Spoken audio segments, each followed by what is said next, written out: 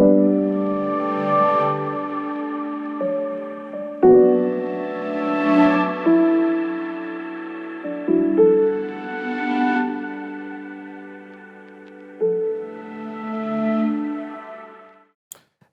very good afternoon, very good morning, very good evening to all the participants from wherever you are joining. Warm greetings from Berlin School of Business and Innovation. I welcome you all to this wonderful panel on creativity, business education, and sustainability, which we are organizing to celebrate United Nations World Creativity and Innovation Day. Thank you for joining. In this panel, I have with us Professor Dr. Kyriakos, who is Provost and Chief Academic Officer of Berlin School of Business and Innovation. Welcome, Professor Kyriakos. Thank you, Steve. My colleague, Dr. Monica, she is Dean of Faculty of Creative Industries, a very, very relevant industry for today's day. We have two eminent experts, Professor Dr. Wolfgang Amann from HEC Paris, who has also worked with us on a number of projects. Welcome, Professor Amann. And Dr. Ernst von Kimakowitz, co-founder of Humanistic Management Network and very, very experienced researcher in ethics, humanism, and sustainability. Not taking much of the time, I would first like to invite the distinguished scholar and colleague, Professor Dr. Kyriakos, for his opening remarks before we proceed further with the panel. Professor Kyriakos. Thank you so much, Steve. Thank you, Monica, as well. Today is a very significant day globally because, as my colleague mentioned, we celebrate innovation and creativity in the framework of the United Nations. The UN was created in the aftermath of the League of Nations. As we know, it was an organization before it. Its main goals were to bring prosperity around the world, stop conflicts, create a peace framework as well, and assist nations and people in bringing them together with common goals. As you all know, the SDGs of the United Nations, the goals that we all have for the year of 2030, and they start from elimination of hunger to enhance education schemes, to water resources, to equality, and so on and so forth. These are targets that we should also have as individuals and not just as organizations. And here at the Berlin School of Business and Innovation, by definition, we are promoting the majority of these targets.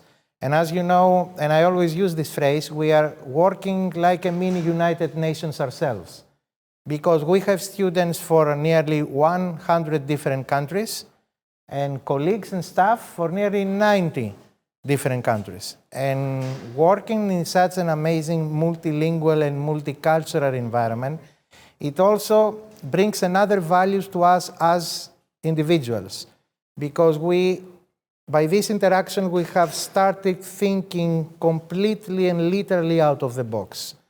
And it's amazing to see how people celebrate the different significance days in their religions or in their ethnic backgrounds or what they bring together as a group in BSBI. And this is something I always used to say to my friends and my relatives and my family, because this is one of the things that I really cherish in the school.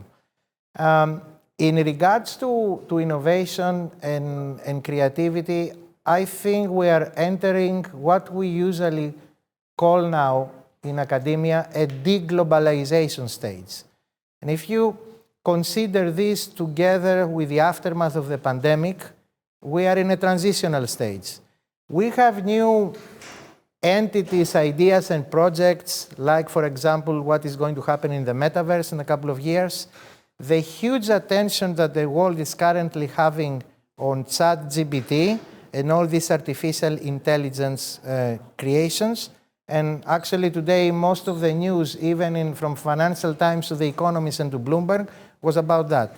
But we are indeed on a transitional stage. And although this deglobalization means that the nations and states have an inner look again on themselves and not enhancing alliances and partnerships.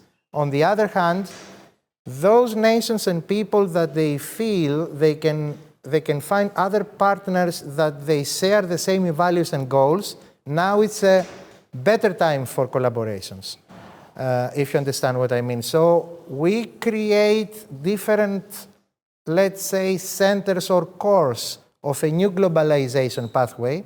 And this is where the United Nations, as, let's say, a global assembly of ideas, people, and values, can actually assist in implementing this new methodology and these new values. So that's all I had to say from my side.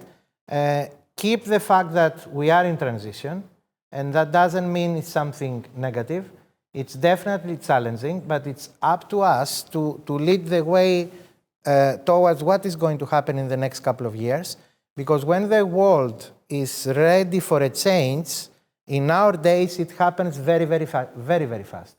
So it's an interesting era that we were living.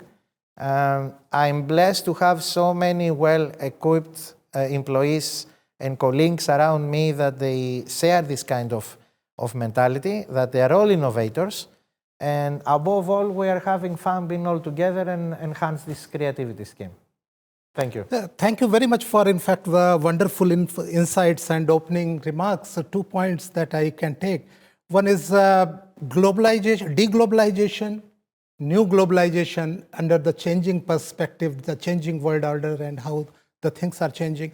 But what you mentioned also, the most important thing is you mentioned about the Berlin School of Business and Innovation, which itself is a case study on how innovation and sustainability could be combined together in terms of education, but not only in education, but also how education is making impact across all other dimensions of sustainability. Thank you so much for your time. Thank you. Now we move to our panel discussion for the day. And as we have selected the theme of creativity, business education, and sustainability, I'll start with Professor Wolfgang. And Professor Wolfgang, you have spent a long time, you have spent in executive education, in leadership development.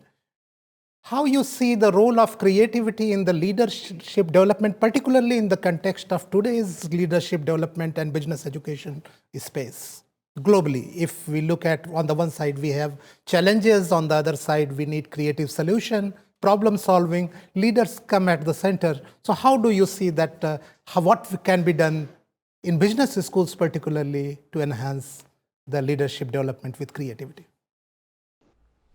Well, first of all, thank you so much for having me and for joining us this afternoon.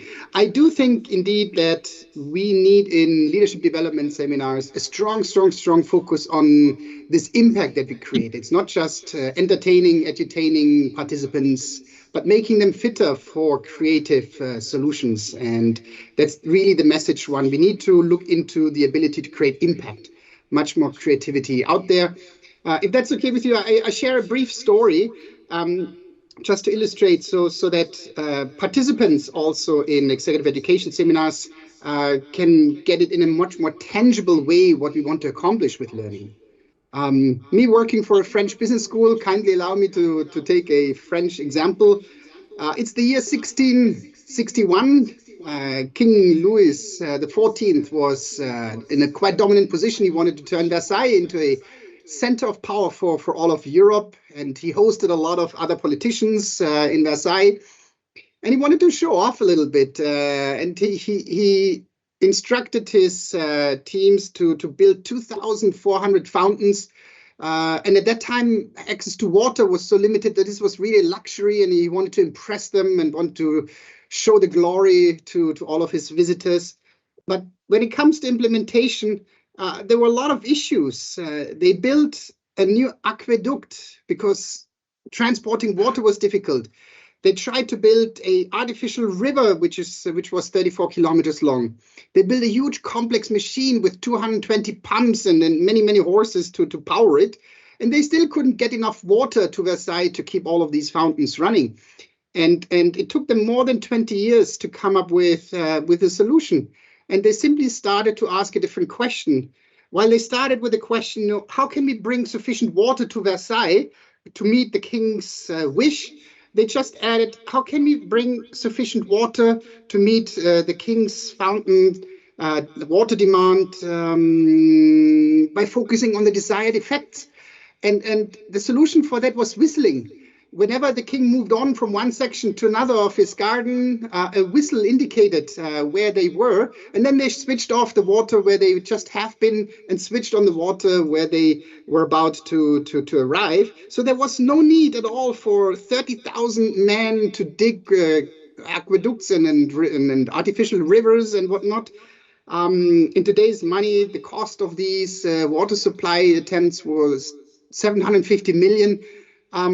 And all it took was a few people to think outside of the box, to add some creativity. So it's not through a lot of resources that we always solve our problems, but participants in leadership development seminars should understand it's this kind of creative thinking, this ingenuity that we need to have as a learning outcome from executive education and leadership development seminars. So that's the first message. We should be inspirational. We should focus really on the ability to have such an impact.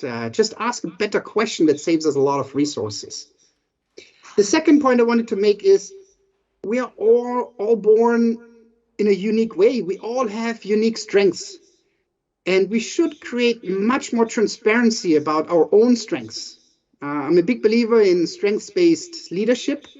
If we build organizations that focus on our strengths, we are 3 times as likely to enjoy well-being. We are 6 times as likely to be engaged. But it also means that creativity needs to be better understood and compared to what we already naturally bring along. I think creativity can be broken down into sub-items, be it being analytical, understanding context, having a lot of ideas, working well with data, being a little bit intellectual so we can advance solutions, being a good learner, being a bit strategic in selling our answers. So where are we naturally strong? And I think in leadership development seminars, we should create this self-awareness. So we can start focusing on our strengths and maybe compile different teams.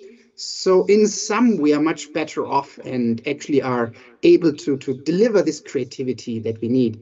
So we need to be clear on the learning outcomes, have this impact, and we need to understand that we all come from different sources, different directions, different strengths.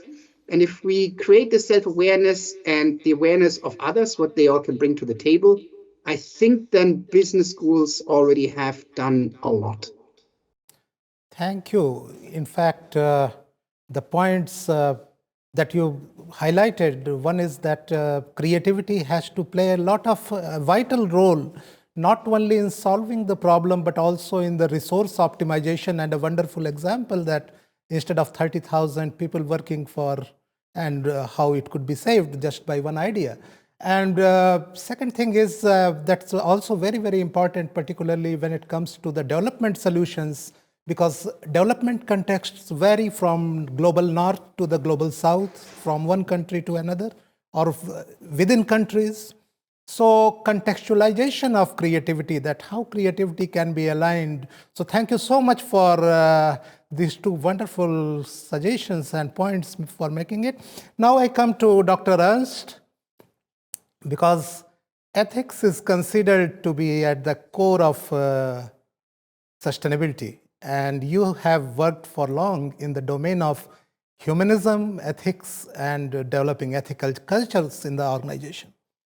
What do you think that what could be some ways, in your opinion, based on your learning journey, that how we can foster ethical culture using creativity in today's context? Any reflections? Your voice is mute. I think your voice is mute. That is right. Now you should hear me. Yes. So thank you very much. It's been like, we've been doing all these online conferencing for like 4 years or more now. And I still sometimes forget to unmute myself, but we just have to live with that, right? So Thanks very much for that invitation. I always enjoy being with the things you're involved in, Shiv. It's always interesting and fruitful. I was recently sitting together with the head of marketing of a large insurance company, and he was complaining that they were relaunching their new brand now, and all the creative team, all the designers, all the people making online banners and visual works had a hard time adapting to the new guidelines on the new branding. And they were saying this is really difficult, and you're cutting off our creativity by telling us the font size and the color scheme and all of those things. And I said, like, you know, I'm sorry, but you are looking at creativity in the wrong way. It's easy to be creative when you have a blank sheet and when there's no guidelines and nothing to adhere to. Where creativity really becomes important, and what really challenges your creativity is to do cool things, is to do nice things, is to do beneficial things within limitations that are existing. So the creativity of your team really comes to play when they need to run a nice new campaign based on the color scheme, based on the font size, based on all those constraints that exist. That is where their creativity really comes to play. Being creative when there's, you know, no guiding principles, nothing that guides your creativity is quite easy. It's basically, I wouldn't call it creativity. I would call it do whatever you want. So the creativity really comes to play when there are constraints, when there are things that you have to work within, rather than just being able to do anything and everything. And this, I think, is ever more so true when it comes to ethical questions in organizations. If we're looking at this specific question, I think there's two dimensions to that. First of all is a more of an intrinsic perspective. We all want to contribute to organizations we work in, and we all want to be heard for our contributions. So from the ethical perspective, allowing people or acknowledging the creativity of people, allowing people to come up with new ideas, giving them the feeling that they're being heard, and allowing them to do things, to exercise their autonomy in a creative way, I think is a strong driver for an ethical organization. And on the other side, we have the more strategic or external perspective on, innovation and creativity per se. Can be good, but can be bad also. I mean, there's nothing inherently positive in innovating. The question of whether an innovation is good or not must be answered by, is it meaningful? Is it providing a solution? Is it providing an input to making people's lives better, to making our world more sustainable, to making our planet more equitable? Otherwise, I just innovate as a self-fulfilling question of we all love innovation, and so everyone should do something new once in a while. But that is not good in itself. Innovation becomes good when it is meaningful, when it provides some kind of input to make people's lives better, to make our economies more sustainable, to allow us to do things that we weren't able to do before. And so with that, I think creativity and connected to innovation, of course, in the business context, has these two dimensions when we're looking at ethics. It has the intra-organizational perspective of providing or building a culture and maintaining a culture where people feel heard and valued in the organization. And secondly, we have the external perspective where we need to acknowledge that the values and the ethics in the organization need to be the driver for whether we decide if an innovation is meaningful or not. Because otherwise, again, we're in the situation where just anything new is worshipped as something good, which it is not. Innovation becomes good by being meaningful, and it becomes meaningful by being guided by strong values and ethics in the organization. Thank you very much for these two very, very important points, because that the dimension you brought in, that is the cyclic nature of the process of innovation and creativity in relation to the internal culture of the organization.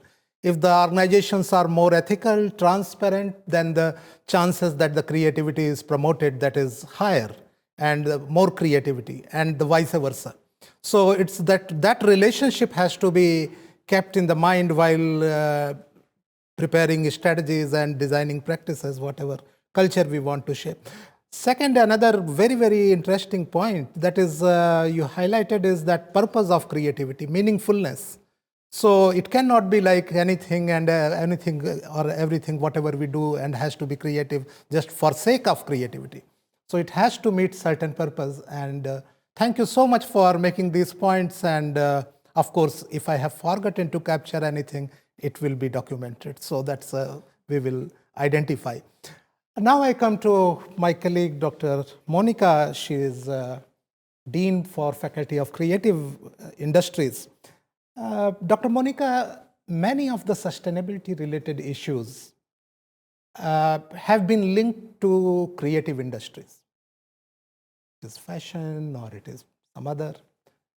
How do you see the relation of that, how creative industries can contribute positively, or what few things they can do to avoid the adverse impact in relation to sustainability? So your thoughts. Thank you very much. And just, like you said so many things that I agree with, like this thinking outside the box, like designing or thinking about the innovation in the way that it's meaningful and brings the value. It's very important right now because we are living in the world of limited resources.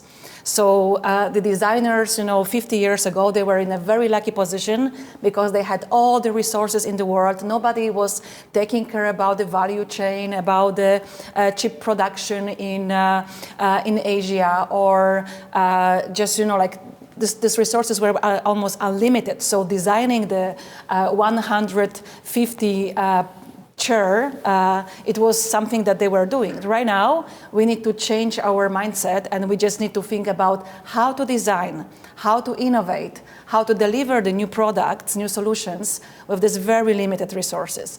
I'm a very great fan and propagator of the cross-innovation, so this sentence that not invented here. So sometimes we just need to think in the cross silos, let's say. So we need to get out from our silo and look into different industries, because maybe our problem, our question is already answered somewhere else. And we can just simply copy, adjust and paste to our situation. So I'm a very great fan of that, because then we are just can really exist in this limited resources we have right now. This thinking outside the box, like I'm thinking differently, it's, I would say, easier said than done, because, for example, like we are talking about the circular economy, like we are thinking about the product that it doesn't create the waste.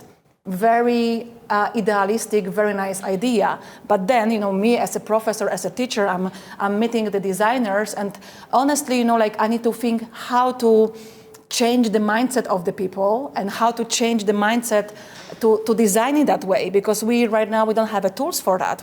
These tools are right now like only developing, like how to really just, like start thinking differently, that we are not thinking in the linear way, but this circular way. And also just what we were discussing, it's just very easy to, like to be creative, because we are also, like all people are creative in every single sector. But to make the creative organization, it's not so easy, because we can put like very many creative people next to each other and make an organization who is completely not creative. Because creativity, the innovation is losing the control. Like it's sometimes not knowing what is the result of what we are doing. And as a human being, we like to control. And we honestly, we're starting the process of the creativity of innovation, and we would like to know at the beginning what will be the result. So in the creative industries are using the creativity, using the culture as a means of production. It's very sustainable because we are using our brains, like we need to feed our brains to think about the ideas. And of course, like when we start with the proper question and if we start with the proper attitude, we can change the world. And I believe that the creative industry has a huge potential of doing that. But if, it's used in the wrong way, as you mentioned fashion, for example, fashion producers are right now the bigger waste producers in the world, and they are causing tons of problems, that we are thinking how to solve that. Then of course, like there will be no impact. Thank you very much for highlighting these issues, particularly the circular economy and how the creative industries can link to that. And now one pattern is emerging after 3 questions. Professor Aman highlighted about that how in problem solving creativity can be used in managerial context. And then Dr. Ernst linked it to how within organization, how the culture inside the organization impacts that thought process. And now you highlighted the soft side of that mindset change, that how this mindset change towards the creativity to be brought in. So thank you. I think that we are going towards one clear line of how we are when we are progressing with this discussion. Dr. Ernst, I come back to you with the question that because some experts are of view that creative economies, technology, knowledge economy, all these things are interrelated. But empathy and ethical decision making is at the core. So how you see some of the approaches, how we can integrate, how we can promote more and more ethical decision making and empathy in our business school training, in our business school curricula? What are your observations or reflections? Yes, there are, I think, too many to put into this format here now, because it's a huge topic, of course. But just to highlight a few points, if I may, I think, first of all, we need terminological clarity, right? And empathy, I think, is on one side one of the most relevant and at the same time most undervalued leadership skills that we currently see. And secondly, empathy is often misunderstood. We're viewing empathy often as something very soft and fluffy, and everyone is nice to each other. And if we give a lot of group hugs, then we have demonstrated our empathy. And that is a wrong understanding of what empathy is about. I mean, empathy is in essence the skill to understand the needs and aims of other people. And that is what empathy as a skill allows us to do. And it was Henry Ford who said, if there's one single secret to success, and Henry Ford, I think, is beyond doubt that he was a successful entrepreneur. And he said, if there's one single secret to success, it is to understand what the other one wants as well as what your needs and wants are, and to find a solution that serves both. And I think empathy, therefore, is crucial in ethical decision making. It is crucial to understand that empathy is the ability to understand the needs and wants of others, and that when we're innovating, when we're being creative, we allow ourselves to be guided by the needs and wants of others. And then we are back to the question of meaningfulness of innovation. And if we embed empathy, or if we train and work on our empathetic skills, then our innovation will automatically become more meaningful, because we will be able to innovate and to be creative with having in the back of our minds that this creativity needs to be guided by serving others, by providing some kind of input that demonstrates an understanding for the needs and wants of others. And therefore, I think empathy is this vast topic of first understanding it correctly beyond this fluffy being nice to each other, as a hard skill of being able of developing the understanding and the skills to be able to understand wants and needs of others. And if we do that, and that's definitely where business schools can play a role. And once we do that, then the ethical decision making becomes easier. It is not anymore a constraint, but it becomes easier because we have guidance. We have guidance on questions of how we should innovate, what for we should innovate, if we know what wants and needs of others are. So that would be like some short thoughts on this vast topic. And it feeds, I think empathy feeds into ethical decision making, right? Because we will have a much harder time to not decide in ways that consider the ethical dimensions, the values that are integrated in our decisions, if we have empathetic skills, if we develop and think with empathy, then automatically we will have a greater consideration for the wants and needs of others, and we have a higher chance to innovate in ways that are meaningful. Thank you very much, and definitely you clarified it like empathy is a driver for ethical decision making in a sense. But the important thing is that how do we understand empathy? And it is not about just showing the empathy, what I call superficial empathy. Rather, we have to live it. And when it comes to living empathy, it means for business school context, I would say, even how do we design the curricula? That requires a very deeper level of empathy.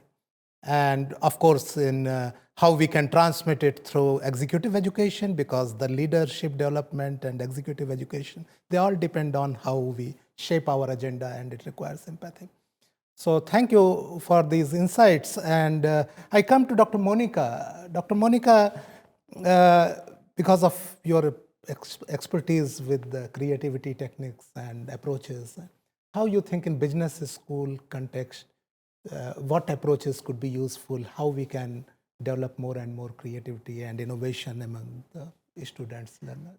I really like this approach, like dividing it a bit, because we like to put, like people in some kind of boxes, yeah? So even though we need to think outside the box, we just really like to have things in boxes. So there are people who are creative, and they just, have like this unlimited ideas. And there are the people who are the containers. So they're just like somehow giving the structure to this thoughts, to these ideas. And this is I think that the role of the business, because we have this unlinear thinking and the creativity. We have this, as you mentioned, just, if we don't have structure, if we don't have limitations, when we don't have these barriers that we have to overcome, then we cannot be creative, because as you said, you just, we can do anything, and go anywhere and be whoever we are. And it's nice, it's freedom, but then, it doesn't lead to anything also. So business is something that can just give a little structure to us and give the purpose for the creativity. And this is, I think, the biggest role right now. And just also, understanding it, just this empathy, as you also mentioned, I really like that, that the business school can learn and show that this cross innovation, cross-sectoral understanding each other, it's something that is the future, I think. Thank you very much. And in fact, these are the few things that business school should work, and this is how we can integrate.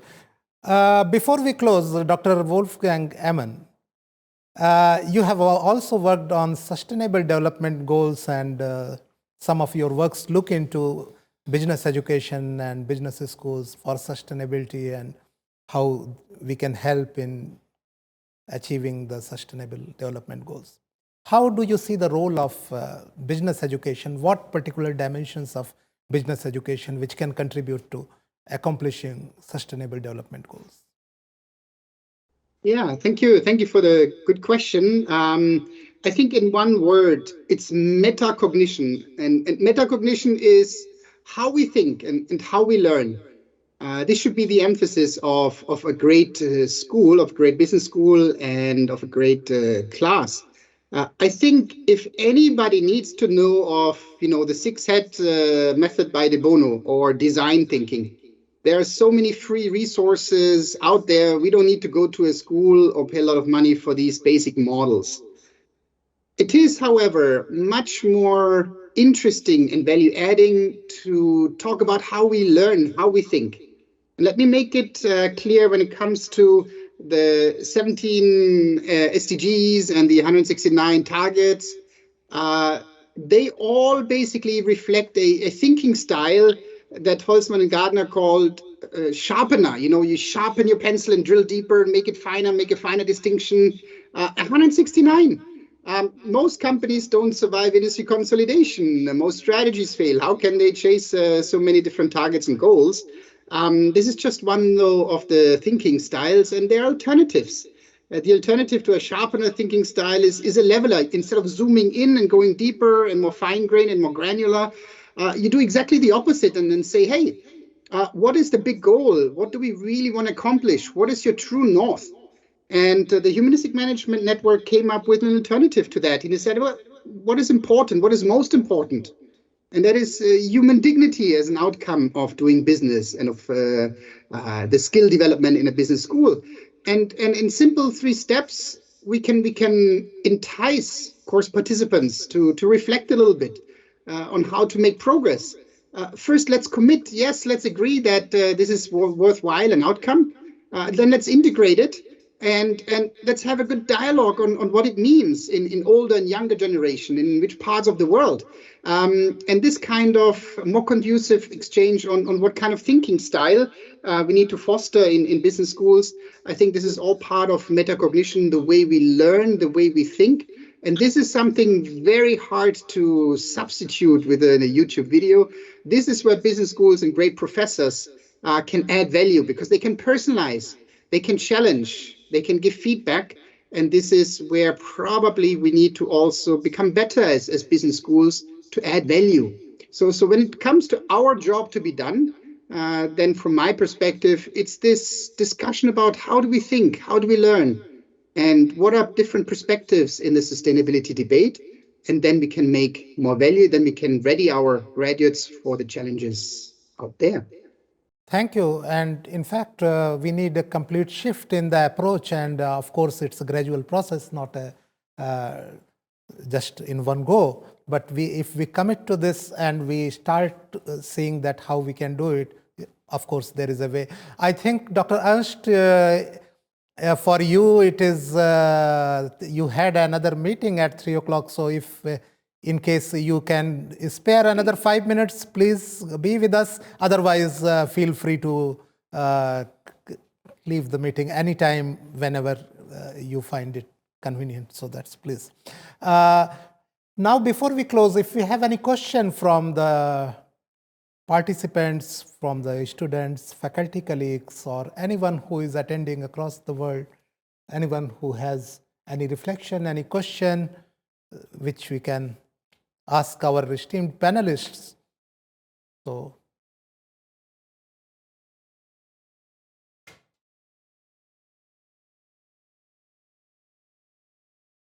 any question? I think that we were so clear. That And to the point. okay, and also the time is so. Yeah, but if not, then one question from my side to all of you, and it's not a question; it's a request. One is, in one line, what would be your message on this World Creativity and Innovation Day, and particularly for business schools, that what they should be doing in order to drive the planet towards sustainability. So that's I think we start with Dr. Monica. Okay, so like just very very hard question, but like just first thing that comes to my mind, let's cooperate. Let's just do things together. And rely on each other. Have this trust to each other, because with this losing the control in this creative process, trust is only one thing that can help us to go through. So let's trust each other and let's do things together. Thank you. Trust and collaboration, and in fact, both are interrelated. Dr. Ernst. Yes, thank you. My one sentence is develop a clear understanding that innovation in itself is not valuable, but meaningful innovation is. So think about the context in which you innovate. Think about the purpose of the innovations that you come out or bring out, and make them meaningful. Make them count for supporting to address the challenges that we're facing as a global community. And then innovation and creative industries have a tremendous role to play, and a very positive role to play. Thank you. And Dr. Wolfgang. I would also just have a short message on reinforcement of what I mentioned earlier. Let's respect individuality. If we ask an elephant and a monkey to climb the tree, some have it easier. So we need to recognize each other's strengths and plan accordingly, learn accordingly. And if we do that, if we help create this transparency on where we already are strong, and where we need to complement us, then I think we're off to a very, very good start in business schools.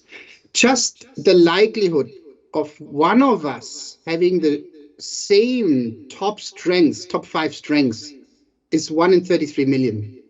So we are all unique. We have strengths. Let's foster those strengths. Let's build on them. I think this is the respectful way. This is the most conducive way. Thank you. Thank you so much for having us today. Thank you. Thank you for this. And this brings us to a line that 33 million strengths through collaboration, but there has to be purpose. And that creates the synergy, so which can drive us towards sustainability. On behalf of Berlin School of Business and Innovation, I am grateful to you, Dr. Wolfgang, Dr. Ernst, Dr. Monica, for joining us this afternoon here and contributing to such a wonderful discussion, which I am sure is going to be a foundation for many other interventions, innovations, which we will be driving together. I'm thankful to all the faculty colleagues, participants, students who have joined offline, online here this afternoon. I am also thankful to our wonderful technical and marketing team, which is in a very short time have done a remarkable job of organizing and disseminating it. Thank you all, and look forward to a wonderful, sustainable day and for our further collaboration towards more collaboration, more sustainability, and great business education for welfare of all. Thank you. Have a wonderful day. Thank you very much. Thank you. Thank you very much. Bye-bye. Bye. Bye.